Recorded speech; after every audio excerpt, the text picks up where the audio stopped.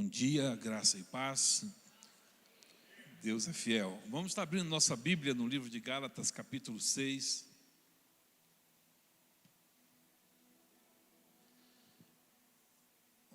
Onde é uma palavra do Senhor para as nossas vidas nessa manhã. Gálatas, capítulo 6.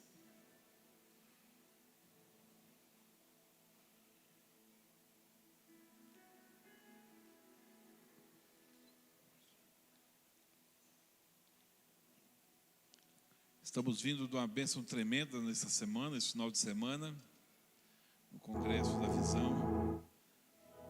É bem assim, quem não foi, perdeu mesmo. De fato, né? Lógico. Mas não perdeu só de não estar lá, perdeu uma palavra rema de Deus para os nossos corações, uma não, diversas. Mas o Senhor falou muito às nossas vidas e há um mistério da parte de Deus com relação aos chamados que Ele faz. Muitas vezes nós estamos dispostos a entregarmos tudo que temos para Deus, porque sabemos que a nossa vida vem dEle, nosso coração bate por conta dEle, a gente funciona por conta de Deus todo o tempo, e a gente promete para Deus que faz, né, tudo que Ele pedir que nós façamos. Mas muitas vezes o que Deus pede para a gente é uma coisa bem simples. E eu tenho aprendido, no discipulado com pastoral principalmente, que o que importa para Deus é a forma como nós nos comportamos quando Ele nos convida a fazer algo. Se o que Ele está pedindo para a gente fazer é algo muito difícil, ou até algo impossível, o que Ele quer ver é se a gente está disposto a começar a fazer. E quando a gente começa a fazer aquilo que a gente acha que é impossível e faz tudo que a gente dá conta, isso já agrada o coração de Deus. Se um pai pedir para um filho ajudar a empurrar um carro, o filho, sendo criança e não estando com a alma ferida, vai levantar e vai ajudar a empurrar o carro, né? Vai querer ajudar ali. O pai sabe que não importa quanta força aquela criança de 5, 6 anos de idade faça, não vai conseguir mover o carro. Mas o que vai alegrar o pai é saber que aquela criança se levantou para ajudar a empurrar o carro. Na verdade é isso que Deus espera de nós sempre. Ele convida a gente para fazer uma coisa simples muitas vezes, e a gente é capaz de dar o mundo como nós prometemos. E na hora de fazer a coisa simples, a gente dá uma travada, né? A gente dá uma parada. É nas coisas simples que nós mostramos para Deus o quanto nós estamos conectados nele. Nos pedidos mais simples que Ele nos faz, a gente mostra o quanto que a gente tem uma aliança com Ele. E aí, nós muitas vezes não olhamos para isso com muito cuidado. Há coisas pequenas que Deus pede para a gente, e assim como Ele usa as coisas loucas para confundir as sábias, Ele usa as pequenas para confundir as grandes. Então às vezes é uma coisa pequenininha que Deus está pedindo, bem pequenininha que Deus está pedindo para a gente, que vai trazer o grande que nós estamos sonhando. No dia do casamento, a aliança, ontem eu fiz um casamento e o compromisso é muito bonito, a aliança ela é perfeita, a pessoa se compromete a fazer tudo pela outra. Eu vou te amar com tudo que eu tenho, com tudo que eu sou. E nós cremos que isso é possível. Mas às vezes naquela situação mais simples, do tipo assim, dá para pegar a minha camisa ali? O outro fala assim, agora não, eu estou com pressa. É capaz de dar um carro, mas na hora de entregar uma camisa, Deus pede para a gente coisas simples, para nos dar as complexas, as pequenas para nos dar as grandes. E quando a gente se dispõe a fazer as coisas pequenas para Deus, Deus tem respaldo para fazer as coisas grandes para a gente, tem argumento a nosso favor. Quando eu falo respaldo é isso, Deus não precisa disso, mas Ele tem argumento a nosso favor. Então nas pequenas coisas a gente tem como mostrar para Deus o quanto nós amamos, assim como as pessoas que estão ao nosso redor, temos como mostrar. Gálatas 6, de 1 a 10, o tema dessa mensagem é sementes silenciosas. Pode colocar o texto no telão se puder. Irmãos, se alguém for surpreendido em algum pecado, vocês que são espirituais deverão restaurá-lo com mansidão. Cuide-se, porém, cada um, para que também não seja tentado. Levem os fardos pesados uns dos outros e assim cumpram a lei de Cristo. Se alguém se considera alguma coisa, não sendo nada, engana-se a si mesmo. Cada um examine os próprios atos e então poderá orgulhar-se de si mesmo, sem se comparar com ninguém, pois cada um deverá levar a própria carga. O que está sendo instruído na palavra, partilhe todas as coisas boas com quem o instrui. Não se deixe enganar, de Deus não se zomba, pois o que o homem semear, isso também colherá. Quem semeia para a sua carne, da carne colherá a destruição, mas quem semeia para o Espírito, do Espírito colherá a vida eterna. E não nos cansemos de fazer o bem, pois no tempo próprio colheremos, se não desanimarmos. Portanto, enquanto temos oportunidade, façamos o bem a todos, especialmente aos da família da fé. Amém? Feche seus olhos um instante. Pai querido, Deus de amor, fala aos nossos corações de uma forma sobrenatural. Que não haja chamado qualquer obstáculo ou interferência, nem no corpo, nem na alma, nem no espírito. Que nós possamos receber a Tua palavra hoje completamente, é o que eu te clamo, em nome de Jesus. Amém e amém. Esse texto fala de sementes, fala de colheitas. Esse texto fala que o que o homem planta, numa outra versão fala tudo o que o homem plantar, isso também se fará. Tudo que nós estamos fazendo ou deixando de fazer, funciona como semente que nós estamos plantando todo o tempo, mesmo que inconscientemente, mesmo que sem estarmos percebendo, todo o tempo estamos semeando alguma semente, todo o tempo estamos plantando algo. E o texto está dizendo que tudo aquilo que nós plantamos, de alguma forma, vai trazer um fruto. Em algum momento da vida vai trazer um fruto. Para a gente poder meditar nisso bem simples, imagina como é que é a vida de um diarista. Ele começa a manhã dele, trabalhando às 7 da manhã, às 8, às 9, não sei, e ele, cada hora de trabalho ali é hora de esforço, é hora de dedicação, e quando chega o final do dia, às 18, 19 horas, quem contratou o serviço entrega para ele o fruto. Então ele passou o dia inteiro semeando para o final do dia receber o fruto. A gente consegue ver esse fruto instantaneamente, não é? Tem fruto que a gente vê rápido, o diarista vê um fruto rápido. Quem trabalha por semana demora um pouquinho mais para ver o fruto, porque tem que trabalhar a semana inteira para ali na sexta-feira ou no sábado receber o salário da semana. Quem trabalha o mês, espera o mês inteiro para o final do mês receber a sua remuneração. Então funciona assim: quem semeia trabalho vai colher salário, e quem semeia não trabalho, o sujeito que ao acordar às 7 da manhã, ou às 8, ou às 9, ou às 10, não sei, não saiu para trabalhar, no final do dia ele vai ter salário? No final da semana, se ele é semanista, vai receber salário? O semanista que não trabalha. Então assim, o não diarista, não semanista. Você é mensalista, passou o mês todinho sem trabalhar, vai receber salário? Não. Aí está vendo, olha só, tanto o trabalho quanto o não trabalho tem o seu salário. O trabalho tem sua recompensa, né, sua remuneração, tem seu fruto. O trabalho tem por fruto o salário. E o não trabalho tem por fruto? Nada. Fala nada, não recebe nada. Quem não trabalha não recebe nada. Todo o tempo nós estamos plantando. Se você verificar aqui no versículo 8, o texto está dizendo assim, ó, quem semeia para a carne, da carne colherá a destruição, mas quem semeia para o Espírito, do Espírito colherá a vida eterna.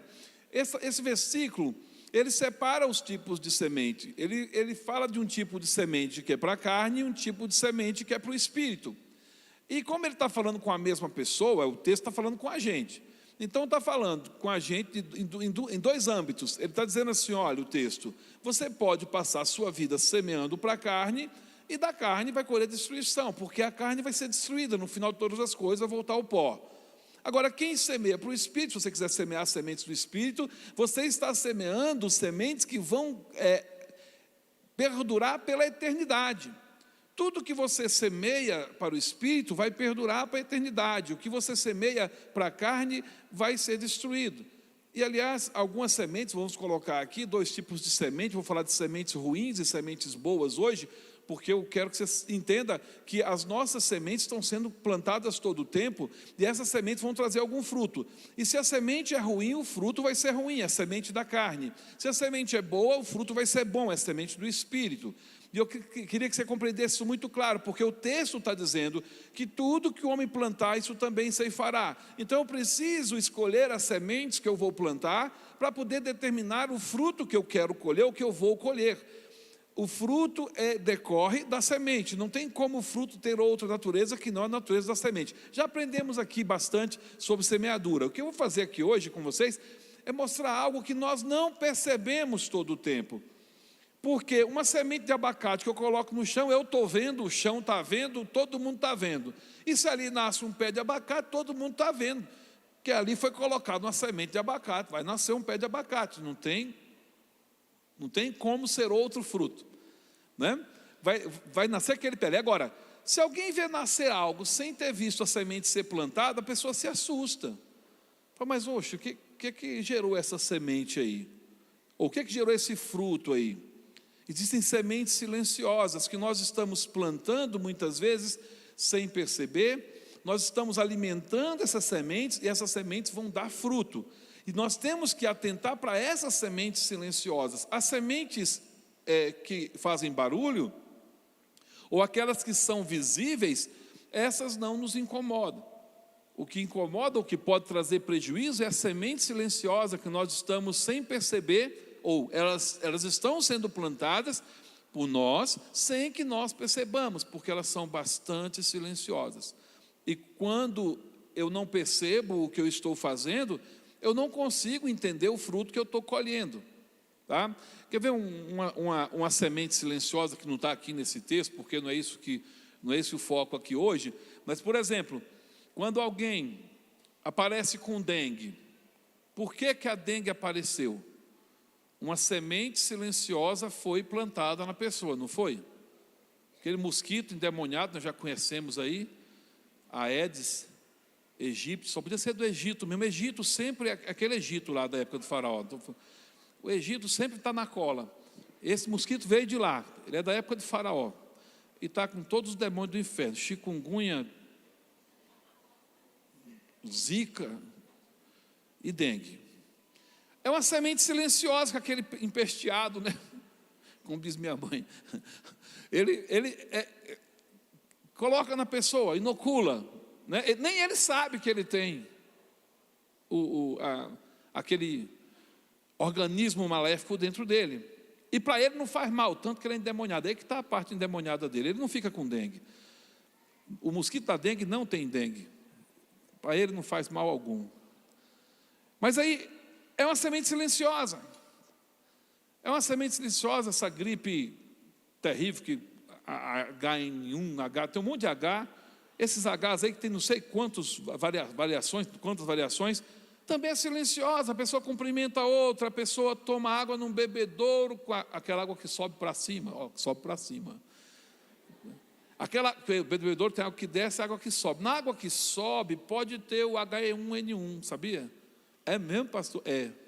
Você já deve ter tomado uns 15, mas Deus te guardou. Mas é que a pessoa que está com o vírus gosta daquelas fontezinhas ali. A pessoa bebe água sem perceber, cai o vírus ali. Ele fica esperando só o próximo que vai beber água. Ô, pastor, eu bebi água hoje na igreja não tem não. Aqui, o HN1 está longe daqui, pode ficar tranquilo, nós já oramos. Se não oramos, eu vou orar agora. Então, o Senhor manda embora esse HN1. Se entrou em alguém, que vai embora também. Quando é de cima para baixo, é mais difícil contaminar. Mas é silenciosa, são enfermidades que a pessoa acaba sendo afetada por ela sem que faça nada. O texto aqui fala que toda semente, a barulhenta e também a silenciosa, vai produzir o seu fruto. O fruto vem. E nós hoje vamos meditar que sementes nós estamos plantando silenciosamente ou sem perceber que estão ocorrendo conosco. Eu coloquei aqui sementes ruins. Eu vou colocar aqui e mostrar para vocês com base na Bíblia, mas também com base científica. Existe, eu já falei para vocês aqui, nós sabemos que o homem é um ser psicossomático. O pastor César falou disso de novo, mais uma vez no congresso, né? Corpo, alma, espírito. E nós temos todos os nossos flagelos, todas as nossas tristezas, todas as nossas decepções concentrados na nossa alma, e a nossa alma ela é atacada todo dia. E a gente, diante dos ataques que a nossa alma recebe, são ataques que são inconscientes, a gente não percebe esse ataque, ele está só acontecendo, a gente não está nem entendendo que aquele ataque está acontecendo. Nós vamos desenvolvendo mecanismos de defesa contra os ataques da nossa alma. Então é mais ou menos assim, para entender. Se alguém um dia matou uma pessoa, vamos imaginar, Caim. Todo lugar que Caim chega, se ele estivesse vivo hoje, todo lugar que ele chegasse, que alguém falasse assim, homicídio, o que Caim sentiria? Alegria? Medo? Iria querer ficar ali ou querer sair dali? Que sentimento tomaria ele se ele ouvisse a palavra homicídio? E se ele ouvisse a palavra assim, polícia? Ele ia ficar como? Ia afetar ele ou não?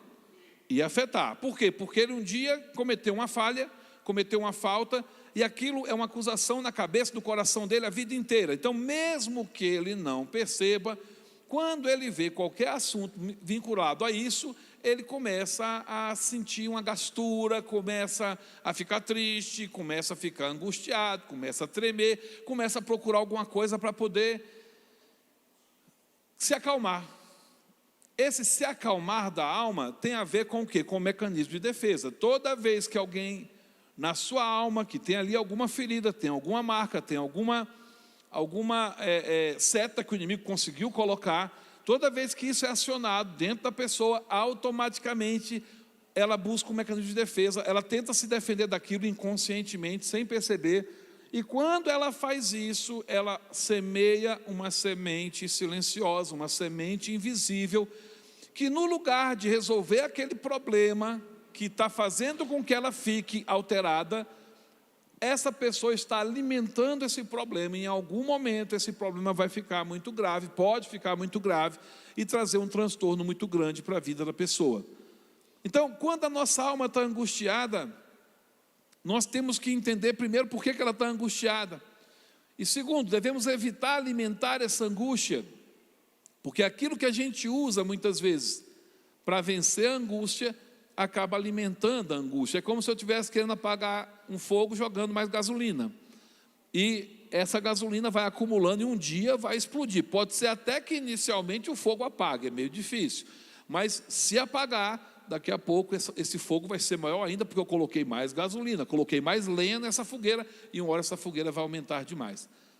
Essa defesa que nós fazemos para evitarmos a tristeza, para evitarmos vivermos todo o tempo em sofrimento, foi nominada lá na ciência como mecanismos de defesa do ego. A pessoa defende a sua alma, defende-se enquanto pessoa, defende o seu ego, defende quem ela é contra esses sentimentos que ela não sabe nem explicar como são. Aí fala assim, pastor, não estou entendendo não, deixa eu explicar mais, de uma forma diferente. Você imagina se todo dia você tomasse uma marretada na cabeça, uma marreta de 100 quilos. Quanto tempo você conseguiria ficar vivo? Se for um cabeção daqueles bem poderoso que a gente conhece aí de algumas regiões, o meu mesmo é da Paraíba, essa cabeça aqui não é qualquer marreta não, né? Que tem osso aqui. O sujeito demora 3 dias só no máximo, o corpo só demora 3 dias, não suportaria.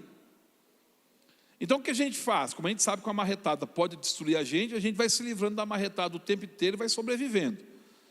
Não só da marretada, a gente não usa sapato apertado, a gente evita ficar pulando muito, dependendo da idade o joelho não aguenta. A gente vai fazendo várias coisas para evitar que a gente se machuque, não é? Você tem ideia, o nosso cabelo foi colocado aqui na cabeça, A gente tem pelo aqui para poder livrar o cérebro de pancada, porque qualquer coisa que encosta no cabelo avisa a cabeça que alguma coisa vai encostar. Então, se encostar no cabelo, você desvia. Aí, quem é careca sabe que fica batendo em quina de tudo que existe por aí, porque não tem o sensor. Quando vai, já bateu, não tem, aí já é a dor, não é? Quando falta o cabelo, olha só, porque a gente está se livrando, o corpo da gente a gente livra o tempo inteiro. Agora pensa o seguinte, nós não somos só corpo, somos alma e espírito. Uma marretada na cabeça, durante 3 dias já era, a pessoa morreu, a não ser que tenha uma cabeça de aço mesmo, esse sujeito vai morrer. Pois bem, cada decepção que nós temos na nossa vida é como se fosse uma marretada na alma, entenderam? Já estão começando a entender? Cada decepção, cada não, cada tristeza, cada infelicidade, seja ela pequena, como alguém que negou para você um sapato, negou para você um pente, que você queria pentear a cabeça, negou um copo d'água, isso é uma decepção. Como alguém que te espancou e te jogou para fora de casa, isso também é uma decepção. Tudo isso é marretada na alma. Todo tempo o inimigo trabalha para bater na nossa alma, porque ele sabe que a pancada da alma é invisível, a pancada na alma é invisível, e ele está matando a pessoa não está percebendo que está morrendo, e a pessoa vai tentando compensar com o corpo. O corpo a gente consegue ver a pancada, a gente evita a pancada. Na alma a gente não evita, não tem como evitar, ela acontece. Tudo que decepcionou a gente bateu na nossa alma. E se bateu na nossa alma é como se fosse uma marretada na nossa alma. Aí como é que a gente não está morto então ainda na alma? Por que a gente não está morto na alma? Totalmente morto? Porque foi desenvolvido, Deus colocou na gente um sistema de encobrir, de fazer com que a gente pegue essa pancada e coloque debaixo de um tapetezão chamado inconsciente, e debaixo desse tapete, essas dores, as dores dessa pancada não afetam a gente. Então todo ser humano tem um grande tapete dentro de si, e debaixo desse tapete estão guardadas todas as dores da alma. E porque existe esse tapete, a pessoa não morre emocionalmente. Algumas pessoas morrem. O inimigo trabalha todo dia para quê? Para que esse tapete vire de cabeça para baixo, toda a dor venha de uma vez e a pessoa se desespere com a vida, não viva mais. Chega ao ponto de tirar a própria vida física. Existem várias pessoas, alguém fala assim, pastor, existem hoje números alarmantes de suicídios. Existem, e agora começaram a divulgar de uma forma um tanto sem regra, e é estranho como se tem comportado diante desse mal que assola a humanidade, e começaram a divulgar. Agora, esse suicídio que nós estamos vendo, ele é quase zero, porque é o suicídio do corpo. Várias pessoas já estão mortas na alma, já perderam a alegria de viver, já desistiram da própria vida, porque as pancadas foram dadas, põe embaixo do tapete, põe embaixo do tapete, põe embaixo do tapete. Tem gente que tem 40 anos de idade, tem 40 anos de marretada, todo dia levando alguma marretada, maior ou menor, mas uma marretada, e está acumulando. Chega uma hora que essa pessoa fala assim, não dá mais, a vida não tem lógica, o que é a vida? Que alegria a gente tem nessa vida? E começa a questionar isso. Nossa alma, a alma de todo ser humano, ela vive o flagelo da decepção, e é impossível viver no mundo sem ser decepcionado. Eu não estou dizendo que é impossível viver no mundo sem ser espancado, sem ser rejeitado, sem ser humilhado, isso é possível, mas é impossível viver sem decepção. Por quê? Nós não vamos conseguir em 100% das situações que façam aquilo que a gente quer. Por exemplo, agora eu gostaria que tivesse uma água aqui para eu poder tomar água, e a água não está aqui. Então, da hora que começou até agora, eu estou me sentindo rejeitado, porque não tem água para mim. Por que não colocaram água para mim? Aí minha alma vai ficando angustiada. Só para você que não tem água, está vendo, cabeção? Que adianta você estar aí pregando se não tem água para você? Você não merece água. Quem é você para querer água? Entenderam? Mas sempre Deus manda um anjo. Eu nem estou vendo, tem um anjo aparecendo aí? Olha, o anjo veio avisar que acabou a água. O assunto foi publicado. Tranquilo. Está resolvido. O anjo não traz a bênção, traz a notícia. Né? Hoje não. Resolveu. Então a água. Então é a Caesp que está me rejeitando. Não é só a Caesp que não quer que eu beba água hoje. Brincadeira. Eu estou dando um exemplo aqui só. Eu consigo ir até o final sem água. Eu vim de um lugar onde não tinha muita água mesmo, então vamos seguir nessa. Mas o que acontece? A nossa alma, ela é ferida. E aí a consequência da ferida? A consequência da ferida no final é a morte. Se ela não é tratada, vai ter morte. E enquanto a ferida não é tratada, o que a pessoa faz para sobreviver? Ela usa mecanismos de defesa.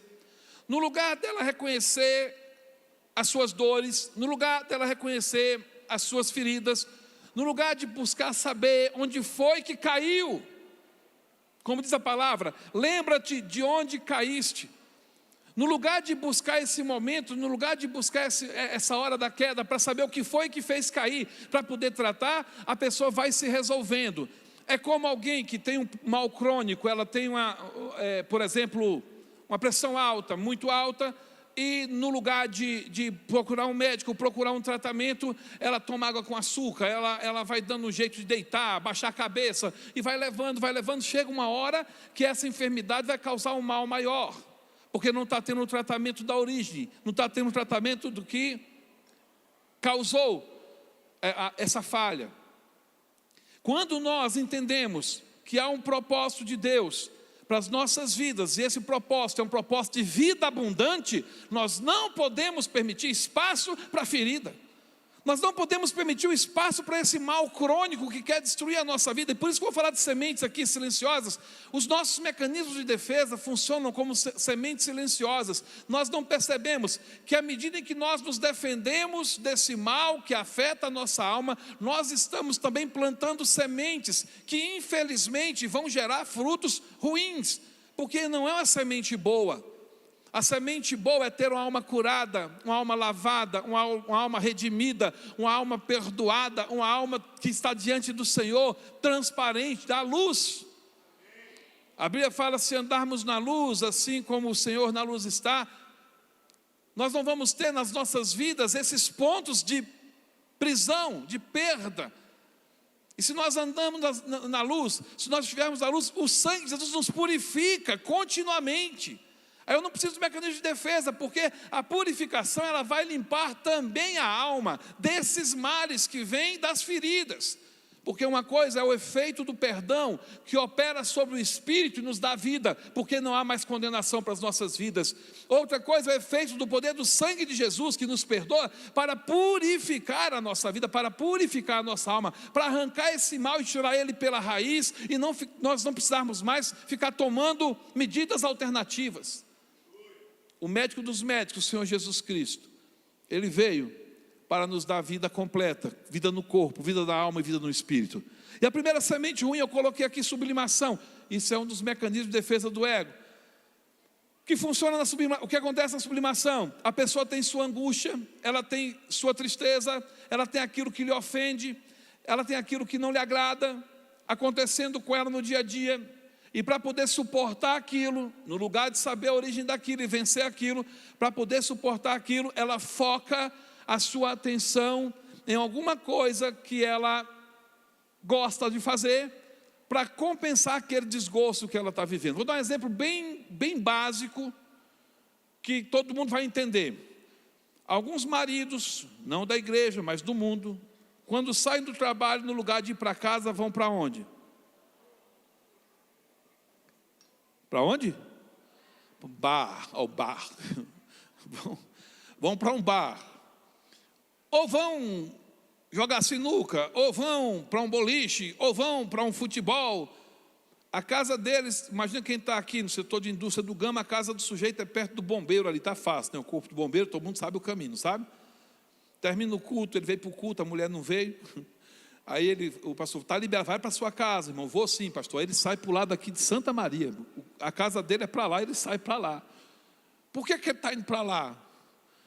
Porque em casa ele não tem a alegria que ele gostaria de ter. Alguma coisa dentro de casa está ferindo a alma dele. E às vezes não tem nada errado na casa. O que está errado é nele. É ele que não gosta de alguma coisa, porque dentro dele tem alguma coisa que está mal resolvida. Quando alguém tem algo mal resolvido dentro de si, a primeira coisa que faz é culpar o que está ao redor. É sempre o que está ao redor que faz diferença, que está ruim. Já pensou? É mais ou menos assim, imagina alguém que não está cheirando bem.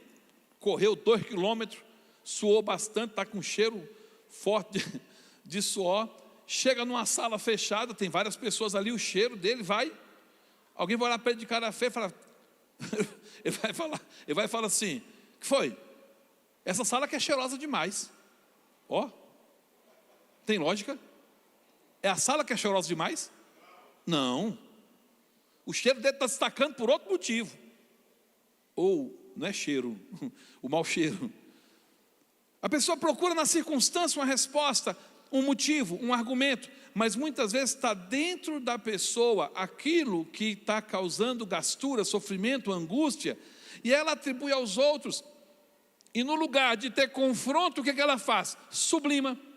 Ela põe sua atenção, concentra sua energia em alguma outra coisa, para ali gastar sua energia, para ali dizer que está a vida dela, para ali dizer que tem um projeto, para ali dizer que ela tem tem uma razão de existir. E ela concentra ali para quê? Para aplacar a dor que ela está tendo em razão de algo que está ruim dentro da sua alma. Há pessoas que se dedicam aos estudos extremadamente, eu coloquei aqui a dedicação extrema a alguma coisa, se dedicam, eu não vou para o esporte, no esporte é o melhor, porque está sublimando, ali está usando toda a energia da vida. E é lógico, uma pessoa que sublima, ela está focando tudo numa só situação, ela está colocando sua energia toda numa situação, e quando ela faz isso, ela está deixando de cuidar das outras coisas que estão perto de si. Ah, mas eu não faço nada errado. Não faz mesmo não. Simplesmente sai de casa 4 da manhã e volta meia-noite. E faz isso, não é porque tem que trabalhar tanto. Não estou dizendo que trabalhar muito é sublimação. Mas algumas pessoas focam no trabalho porque estão com algo desarranjado dentro de si. E colocam toda a sua energia naquilo. E quando colocam toda a sua energia naquilo, deixam de cuidar de muitas coisas importantes que deveriam estar cuidando. Deixam de exercer outros papéis. Porque exercer aqueles papéis às vezes faz sofrer. Uma coisa bem simples. Um professor contou uma história de um marido que estava querendo divorciar e procurou ele, como ele é cristão, psicanalista cristão, ele sempre recomenda reconciliação e vai tratar o sujeito, para tentar mostrar para ele, junto com ele, ver se tem algum problema nele, e não na esposa. E ele casou-se com uma mulher, ele tinha uma mãe que era muito exigente, inclusive com o pai. E ele cresceu na igreja ouvindo falar que o homem é a autoridade da casa e tal. E ele cresceu pensando assim, quando eu casar eu vou querer uma esposa que não faça isso comigo. Eu quero ser o cabeça da minha casa. E aí, ele, quando vai escolher uma esposa, que esposa ele escolhe?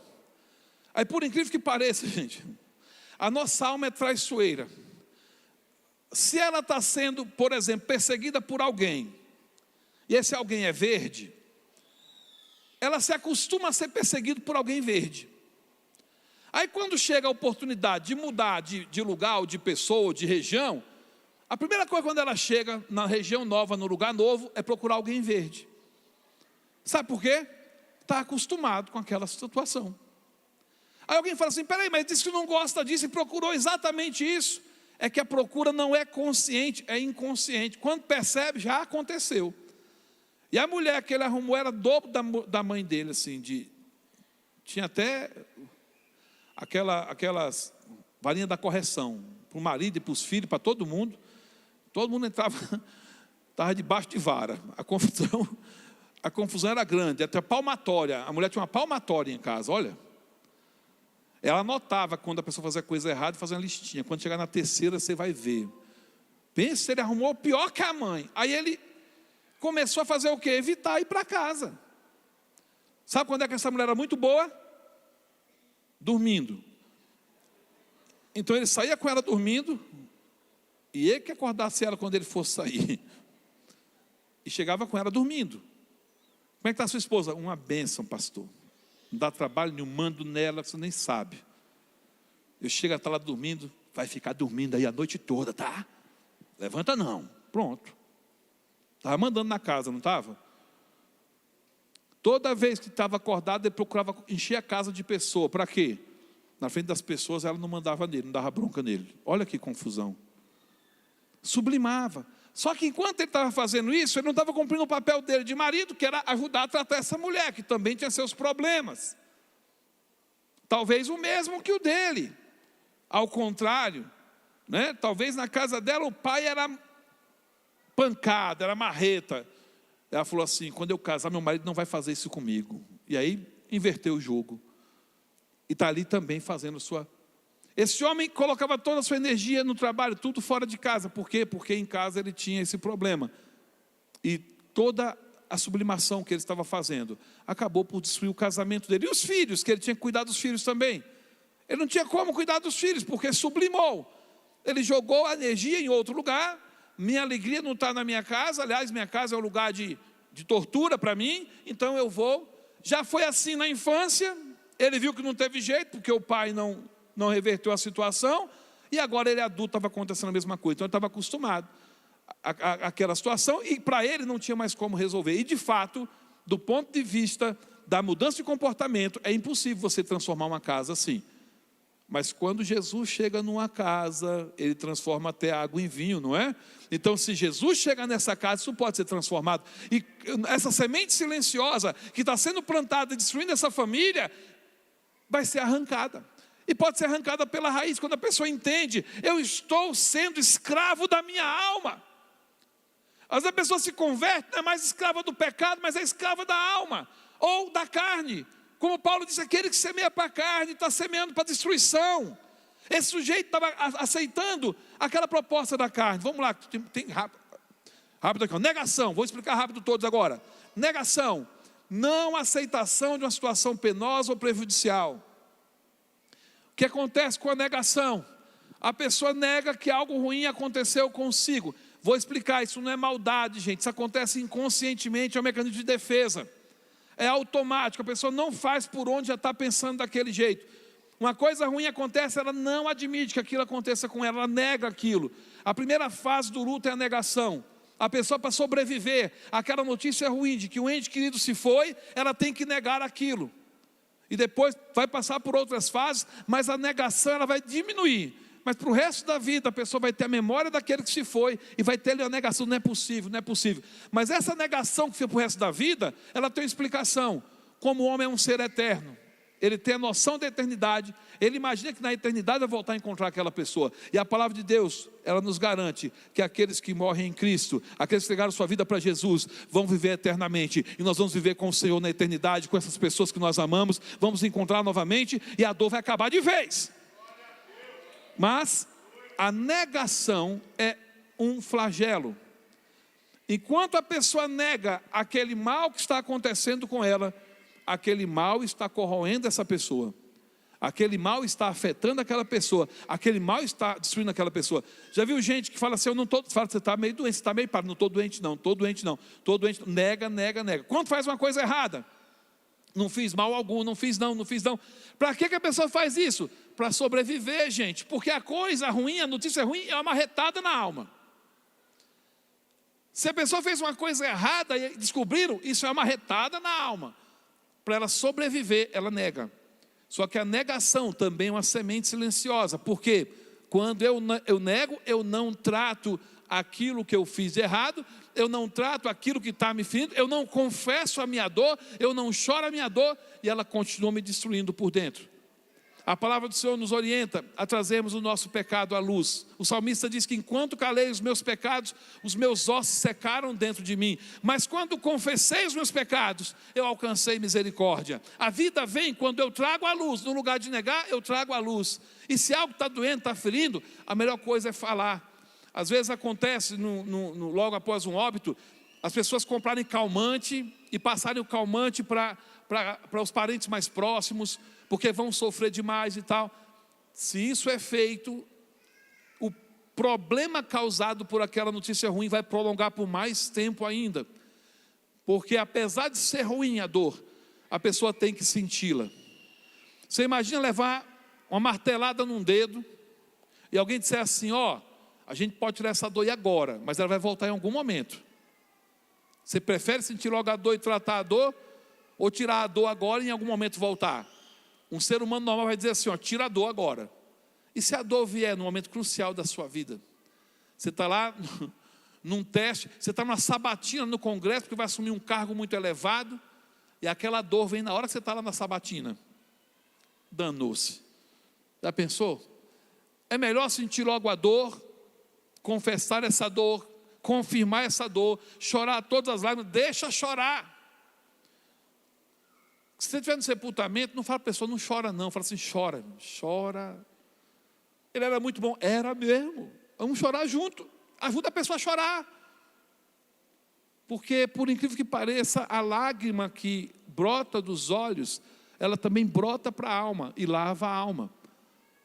Assim como eu tomo banho para tirar o que acumulou de ruim no meu corpo durante um dia, quando eu choro, eu estou lavando a minha alma. Por que os ateus cada vez se afastam mais de Deus? Porque eles não tomam banho.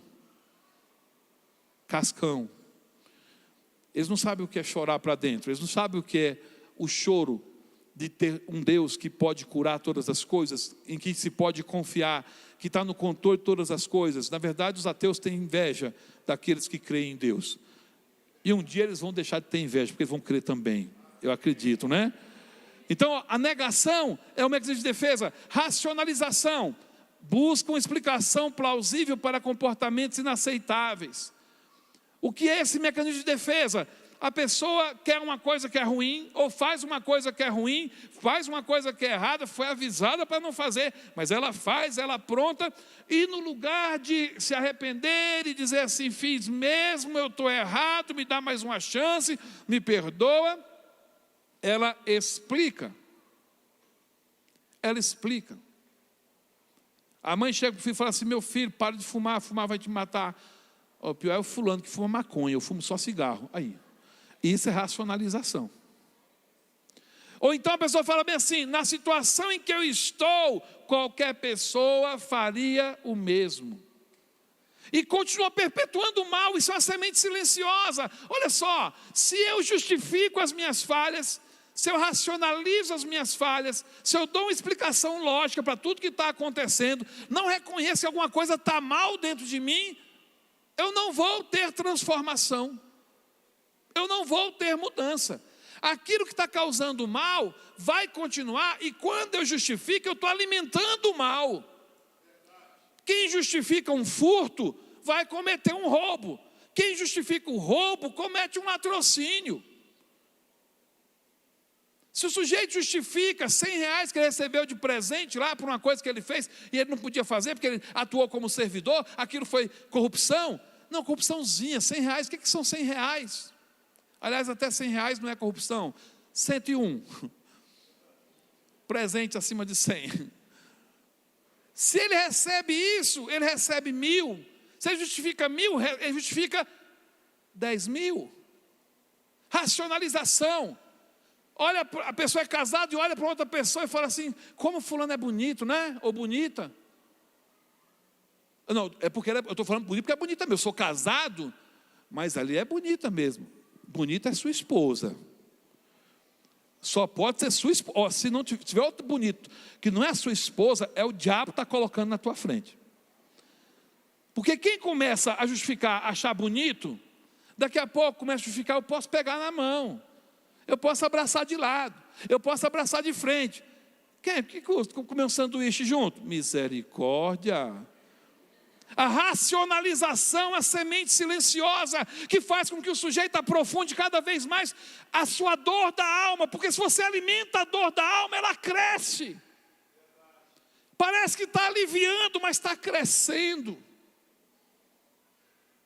Se você não deixa vir à tona, os alunos lá de faculdade, eles colam. Eu sei que eles colam. Eu tenho certeza, esse aluno que cola. Eu vi um casal, tinha um casal lá que colava. Pelo pouquinho que eu conversei com o casal, eu vi quem é que sabia, quem é que não sabia. A mulher sabia tudo, o homem não sabia nada. Mas dava na média, tirava 7, 6,5.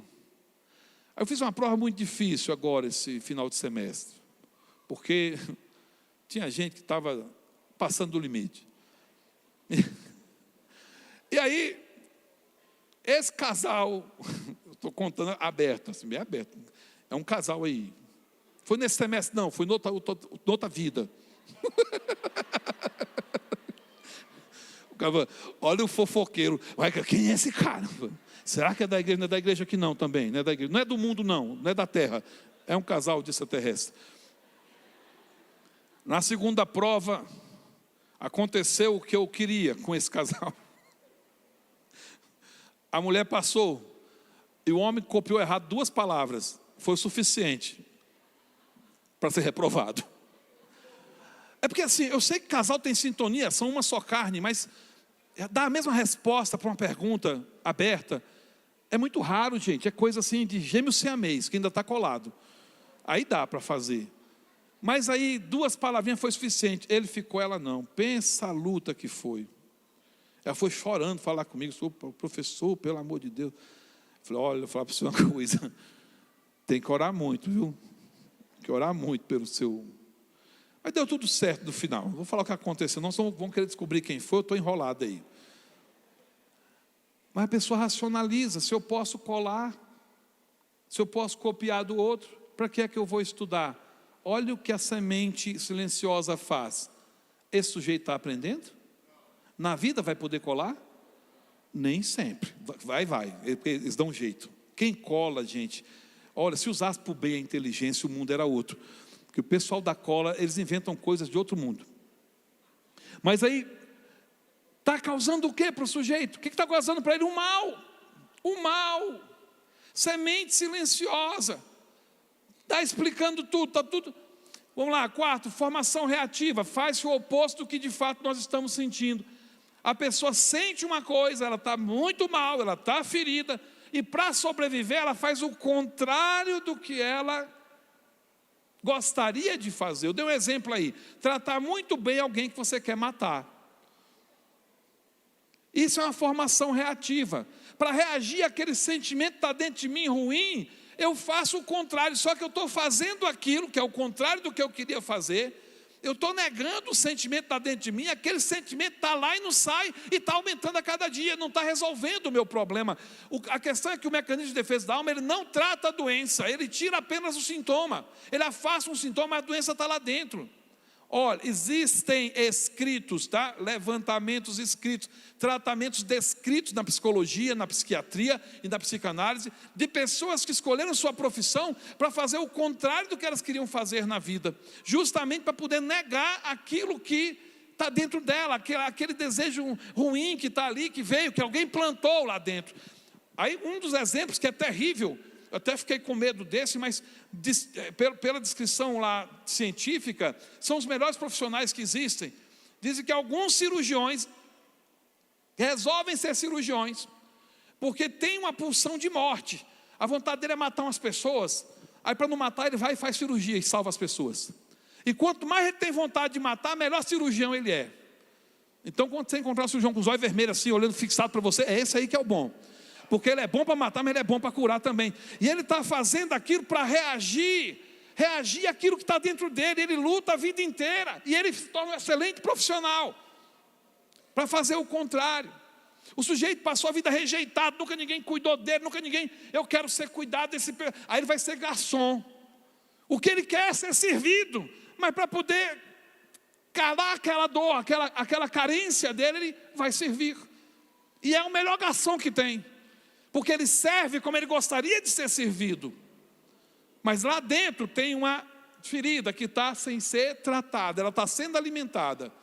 Aí um dia em casa, ele pede uma água para alguém fala assim, daqui a pouco. Pronto, ele explode, quebra todo mundo, quebra a casa, quebra o filtro.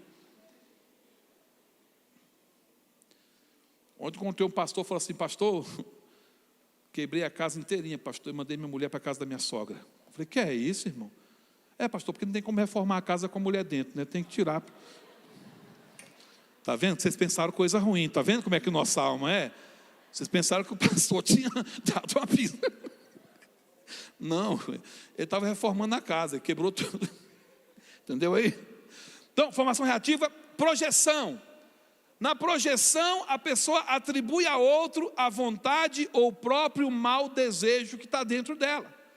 O mal desejado por ela diz que outro é que quer aquele mal. Essa semana, teve um parlamentar que elogiou o ministro Sérgio Moro com a palavra ladrão, foi um juiz ladrão. Aí foram falar quem era o parlamentar. Aí todo mundo sabe quem é o parlamentar. Todo enrolado, todo envolvido. O que ele fez naquele momento? Uma projeção. Aquilo que a pessoa grita que o outro é o que ela é por dentro. E ela não admite o que ela é por dentro, ela não quer ser aquilo. Então a maneira dela se aliviar é dizer que todo mundo é ladrão. Que todo mundo é, meu Deus do céu. Se o sujeito não tem que ser que todo mundo gosta disso, todo mundo está querendo, todo mundo. É você. Você está querendo e está projetando no outro. Você põe no outro o mal que está em você e diz que o outro é daquele jeito. E, gente, isso destrói casamentos, destrói emprego, isso destrói país. Isso destrói um reino. Muitas vezes um reino está dividido contra si, não é no consciente, é no inconsciente. Tem briga o tempo inteiro. Então essa frase, todo mundo faz, é típica da projeção. Porque todo mundo faz, o outro faz. Isso não quer dizer que eu tenha que fazer.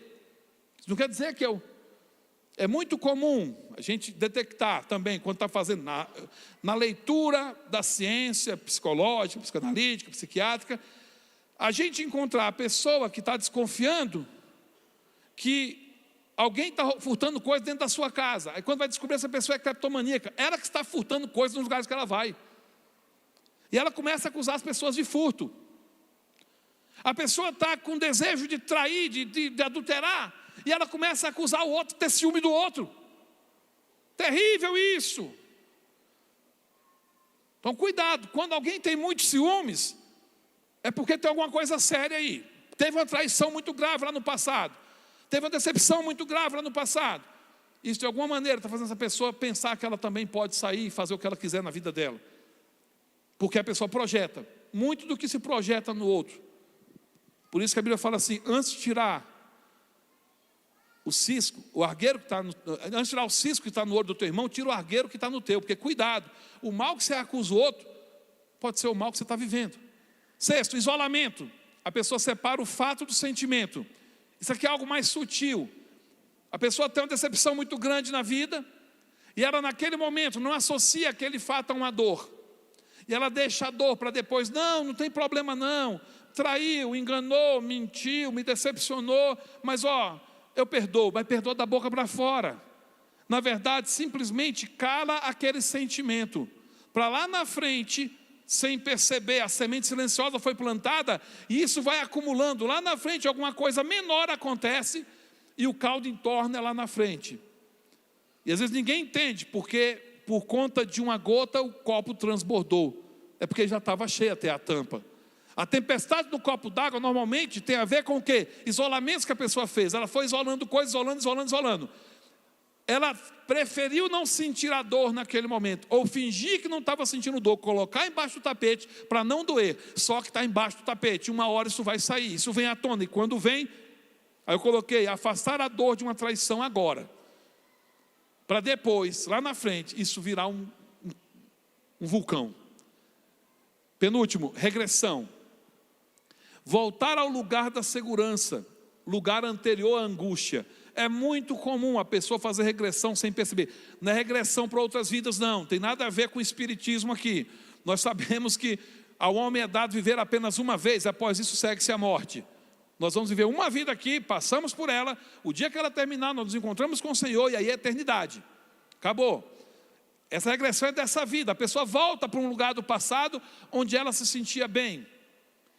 Eu já mencionei aqui, lembro de novo, quem assistiu aquele filme Ratatouille, viu lá que tinha um crítico de restaurante que era muito bruto, era muito severo, e ele não gostou do restaurante do personagem lá do filme, ele achou o restaurante ruim, tinha um rato, e ele falou, vou acabar com o seu restaurante. Aí ele pediu, me dá uma chance, fazer uma comida, ver se você gosta da comida. Se você gostar, você faz uma crítica boa, se não gostar, pode detonar com o restaurante. E o crítico marca o dia de ir lá, e é um ratinho que faz as comidas. Gente, filme é filme. Pastor, rato, não é de Deus rato falar. O rato nem falava, ele gesticulava também. Mas rato que faz comida, não tem também esse rato, é só para o filme. Aí lá no filme o ratinho fala assim, ele insinua, faz ratatouille. Ratatouille é como se fosse um mexidão, é como se fosse uma sopa de legumes nossa. sopa de legumes, até sem carne. As famílias mais pobres da França, na época de grande dificuldade, lá, Primeira Guerra, Segunda Guerra, tiveram que se socorrer disso, plantar no quintal, abóbora e tudo para fazer ratatouille. Então, um prato que na França é comido por pessoas de baixa renda, mas é famoso. E esse homem era um crítico de restaurante, tinha comido nos melhores restaurantes da cidade. Quando ele chega lá no restaurante, que servem para ele o quê? Ratatouille, que ele abre, que ele vê que é ratatouille, ele olha para o dono do restaurante e fala assim: como assim? Tipo assim, peraí, isso aqui não é alta cozinha? Não seria uma coisa 5 estrelas? Michelin? Quando ele prova o ratatouille, que ele põe na boca, na hora que ele sente o gosto, ele volta, ele lembra inconscientemente, não é na cabeça, ele lembra no coração, quando ele era criança, e a mãe dele fazia ratatouille para ele. O que foi que veio de sentimento nele? Aquele sentimento de casa, a mãe lavando louça e cantando, e ele comendo ratatouille. Então não era o gosto da comida que estava entrando na boca dele, era o gosto da experiência boa que ele teve com a mãe. E talvez a última que ele teve, experiência boa. Então ele voltou para aquele lugar, e quando ele comeu, ele se sentiu totalmente tomado por uma alegria, por uma felicidade, por satisfação. E o que ele fez? Respaldou o restaurante, fez aquele parecer lá, comendo ratatouille, porque houve uma regressão. A gente não percebe quantas regressões fazemos por dia. Quer ver uma regressão básica? Casa de família, onde de manhã cedo a mãe levantava, fazia o café e coava o café. Tem casa assim, não tem? Que alguém cresceu numa casa assim, que tinha café? Lá em casa, 5 dias por mês tinha isso, pronto. A tendência natural é que, se sua casa era uma casa tranquila, uma casa boa, você se sentia seguro lá, toda vez que você sente cheiro de café, você, opa, aqui está. Mesmo sem perceber, você se sente bem, porque aquilo te leva para aquele lugar, que era um lugar de alegria. Se sua casa era um inferno, corra de café. Até o nome café faz mal para você, só falar o nome. Se falar cá, você já está correndo. Já fere a alma. Regressão, voltar ao lugar da segurança. A pessoa usa como mecanismo de defesa. Só que está acontecendo o quê? Ela volta para o passado, para viver uma realidade que ela não está vivendo agora, e ela não enfrenta a realidade da agora, não enfrenta a enfermidade. Uma regressão mais comum que nós conhecemos é o fumar. Fumar é um hábito tranquilo. É bem tranquilo você detectar a pessoa que fuma como sendo alguém que só teve felicidade na vida, só se sentiu segura 100% até 1 ano e meio de idade. Daí para frente a luta foi grande.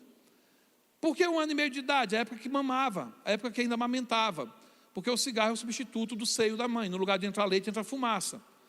E a nicotina dá um pseudo prazer, dá uma sensação de relaxamento. A pessoa pensa que o cigarro, qualquer situação tensa, deixa eu fumar um cigarro, qualquer coisa tensa, deixa eu fumar um cigarro. Porque se não fumar, não consegue enfrentar. A regressão, a pessoa canta canções antigas, uma coisa ficou ruim, está nervoso, está tenso, ela começa a cantar uma música. 3 palavrinhas só. Ou então o cravo brigou com a rosa, debaixo de uma sacada.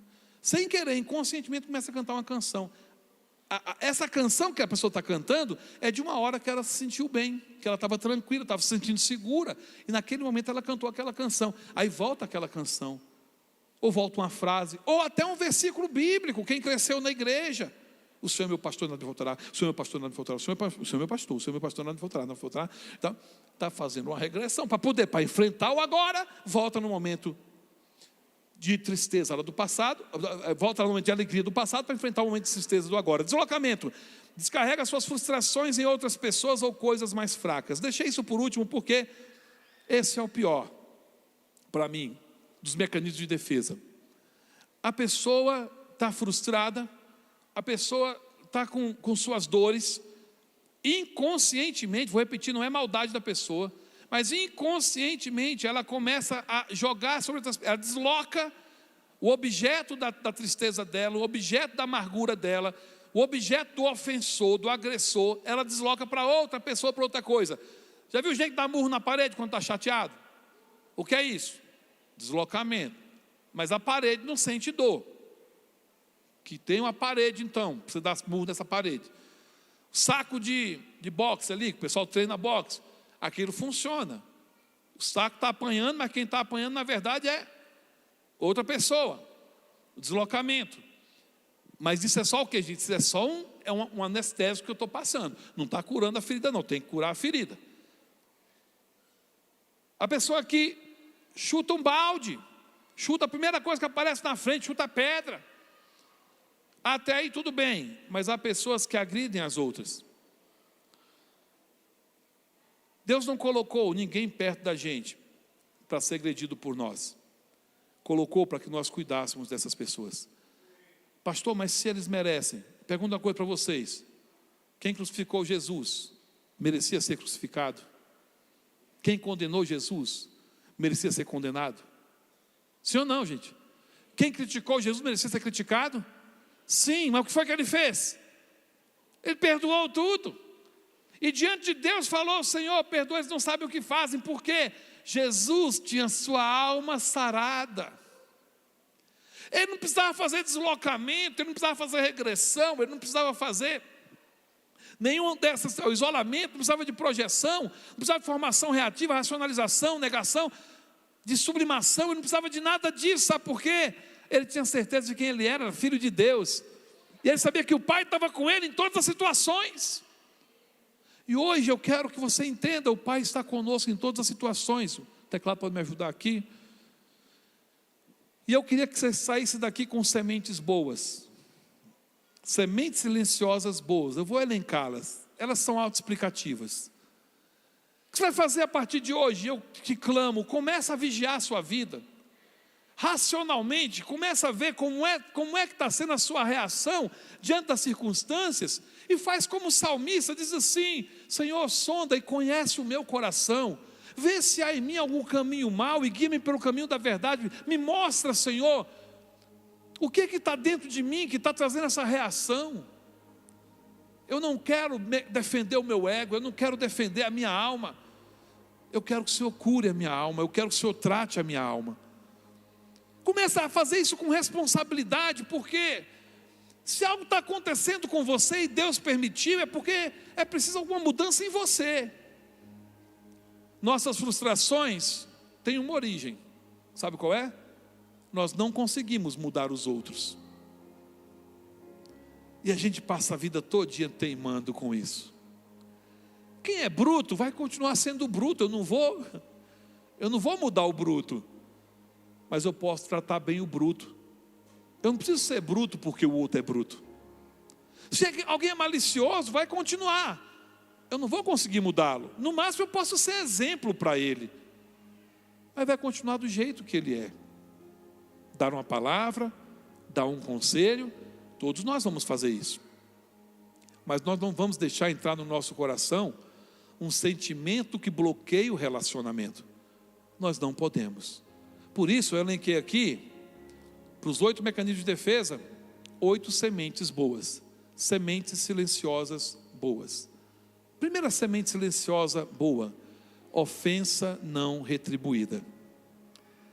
Quer plantar uma semente poderosa diante de Deus e que vai curar sua alma? Decida a partir de hoje: eu não vou mais retribuir nenhuma ofensa. Você pode fazer isso? Então pelo menos fala comigo assim: eu não vou retribuir nenhuma ofensa. Sabe por quê? Aquilo que o ofensor fez comigo e me fez reagir, é o que eu estou fazendo também.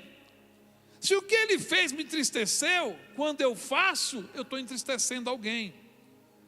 Então eu não posso reclamar de um mal que eu pratico. Não é preciso retribuir a ofensa. Aí você fala assim: pastor, vai ficar por isso mesmo? Não. Quando você não retribui uma ofensa, Deus, o justo juiz, vai trazer o juízo dele. Se você retribui, você já fez o seu próprio juízo. É a melhor coisa do mundo é se Deus te defender. O nordestino fala assim: que Deus me defenda. Que Deus me defenda. Que Deus me defenda.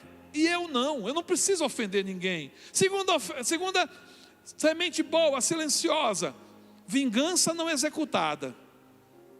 Como assim, pastor, vingança executada? Quando fulano vier, olha, quando for minha vez, e quando for, a pessoa maquina isso muitas vezes, está irada, a pessoa irada, ela maquina se vingar. Não é errado se irar, mas a Bíblia fala, irai-vos, mas não pequeis. A vingança que não executa, tem gente que fala com o dente trincando, eu vou apertar o pescoço, eu vou acabar com ele. Se ficar só dentro de você e falar assim, não vou executar isso não, sabe por quê? Eu tenho um Deus que é juiz, eu tenho um Deus que me defende, maior que está em mim do que aquele que está no mundo. Deixa Deus fazer. A Bíblia fala assim, se teu inimigo tiver fome, dá-lhe de comer, se tiver sede, dá-lhe de beber, assim você vai acumular brasas vivas sobre a cabeça dele. Caminha mais uma milha, dá mais uma chance, mais uma oportunidade. Deus te trouxe à terra para ser abençoador. Terceiro, oferta não divulgada. Essa é uma semente silenciosa poderosa. Você entregou para Deus, você semeou na vida de alguém, e não sai contando para todo mundo que você fez isso. Fala assim, é o perfil da pata. A pata põe o ovo e fica em silêncio, não conta para ninguém. E daqui a pouco aparecem os patinhos, ninguém nem sabe do trabalho que ela está tendo. Tem gente que tem o perfil da galinha nessa seara. A oferta que ninguém viu, e só Deus viu, todo mundo vai ver o fruto quando ele vier, porque Deus vai dar o fruto. Quando alguém já agradece pela oferta que você fez, não tem que contar, deixa Deus ver. Quando Deus está vendo, e essas ofertas que ninguém viu, elas vão trazer os melhores frutos. Quarto, contentamento no favor não retribuído. Você está contente mesmo quando o favor que você fez não é retribuído. Você fez algo por alguém, e na hora que você precisou desse algo, a pessoa não fez o mesmo por você. Mas ainda assim você está contente de ter uma pessoa para quem pedir, mesmo que essa pessoa não faça o que você pede. Eu vi uma mãe no sepultamento falar assim, depois conversando, depois você falou assim, pastor, eu reclamava muito que ele era preguiçoso, eu pedia para fazer as coisas, falava para ele, eu faço tudo por você, você não faz nada que eu peço, mas eu preferia meu filho preguiçoso em casa sem fazer o que eu peço, do que não ter ele mais para pedir, e ele negar, mesmo assim. Contente-se no favor não retribuído. Como eu vou me contentar, pastor? Deus te deu condições de fazer o favor pelo outro, e pode deixar que o favor que o outro não faz por você, Deus vai fazer. São sementes silenciosas. Quinta, ajude ao ofensor. Quando alguém ofendeu, quando alguém fez algo que te machucou, presta ajuda para esse aí, estende a mão para esse aí. O dia que ele precisar, você estende a mão e você faz, e mostra para ele que a sua natureza não é a mesma. Mas não é com isso que você está preocupado, vou mostrar para ele que eu sou melhor que ele. Não, se você não é ofensor, você vai ajudar, você vai sempre socorrer, vai sempre servir. Sexto, presente não merecido. Quando você presenteia alguém que não merece, esse presente que você entrega para alguém que não merece, foi o que Deus fez com a gente. Ele nos presenteou com a vida eterna, nos presenteou com o Filho dele, mesmo com a gente fazendo o que fez a vida inteira, e mesmo fazendo o que fez com o próprio Filho de Deus. O presente não merecido vai trazer galardão de vida. Penúltimo, compaixão do pecador. Tenha compaixão daquele que errou, porque se você tiver compaixão dessa pessoa, você está tendo compaixão de si mesmo, porque todos nós pecamos, e a gente quer fazer gradação de pecado, pecadão e pecadinho. Não tem pecadão e pecadinho, tem pecado. E hoje, você quer plantar uma semente silenciosa, tenha compaixão do pecador, não somente estendendo a mão, trazendo, dizendo que compreende, pode não aceitar o que ele fez, mas compreende, perdoando, né? Mas trazendo ele para o Senhor, trazendo de volta para a casa do Pai. E a semente silenciosa mais poderosa do universo perdão ao opressor.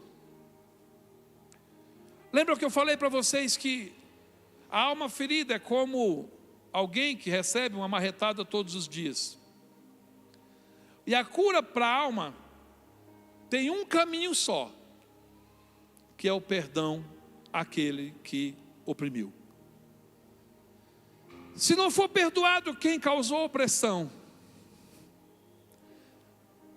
vai continuar em nós todos os dias. E há algo um tanto intuitivo. Como assim intuitivo? Se eu não perdoo quem me ofendeu,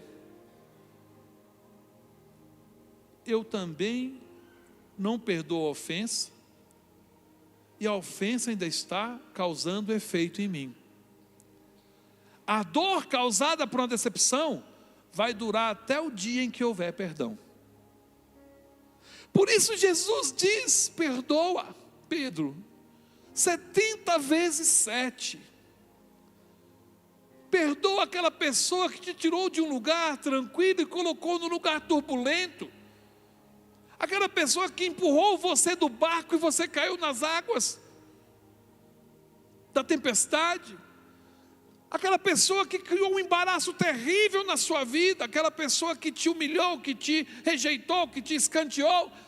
Aquela pessoa que zombou de você. Aquela pessoa que podia fazer algo por você e não fez, te abandonou. Perdoa. Perdoa. O salmista Davi diz: Pai do órfão e juiz da viúva é o Senhor no seu santo trono. Seja órfão então. Órfão de pessoas que poderiam ter feito algo por você e não fizeram. Órfão de pessoas que te rejeitaram. Órfão de pessoas que te traíram. Órfão de pessoas que te acusaram, que te condenaram, que te tiraram do seu lugar seguro.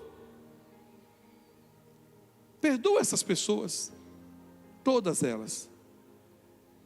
E você vai estar plantando uma semente silenciosa. E dentro de pouco tempo, o Senhor restaurará. Porque Deus faz justiça sim. Ele não precisa derrubar o opressor. Ele só tem que exaltar o oprimido. E Ele pode te exaltar.